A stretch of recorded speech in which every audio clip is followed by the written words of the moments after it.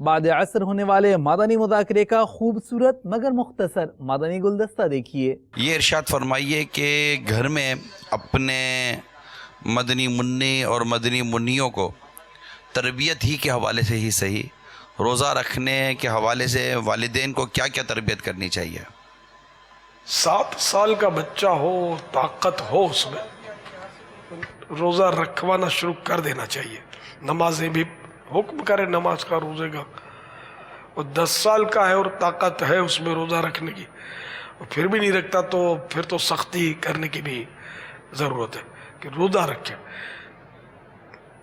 مگر نہیں، مطلب نہ بڑوں میں روزے ہیں نہ چھوٹوں میں روزے ہیں۔ تو تمام مدنی چینل کے ناظرین حاضرین توجہ فرمائے اپنے بچوں کو جو روزہ رکھنے کی طاقت رکھتے ہیں۔ اپنے اٹکل سے نہیں کہ کمزور ہو جائے گا تو بیمار ہو جائے گا، یہ نہیں، اٹکل سے نہیں، یہ خالی وہم ہوتے ہیں۔ ہاں واقعی بیمار ہو جاتا ہے تو وہ ایک الگ بات ہے۔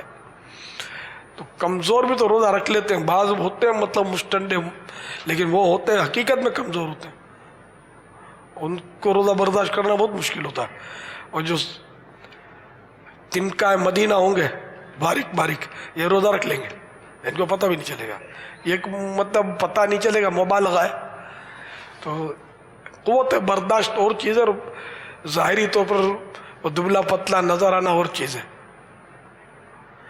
تو اس لیے وہ عام طور پہ بولتے ہیں بچہ کمزور ہے، کھاتا نہیں ہے، کھاتا نہیں ہے، تو خالی ہوا سے بڑھتا ہے، کھاتا نہیں ہے۔ ہاں کھاتا ہی نہیں ہے، میں تو کہ ہوا سے بڑھتا ہی ہے، ہوا بھری ہوئی ہے اس میں، سارا دن بچرتا رہتا ہے، تو یہ گندے گندے سڑے ہوئے چپس کھاتا ہے، الٹی سیدھی ٹافیاں کھاتا ہے، تو آئس کریم کھاتا ہے، بوتلیں پیتا ہے۔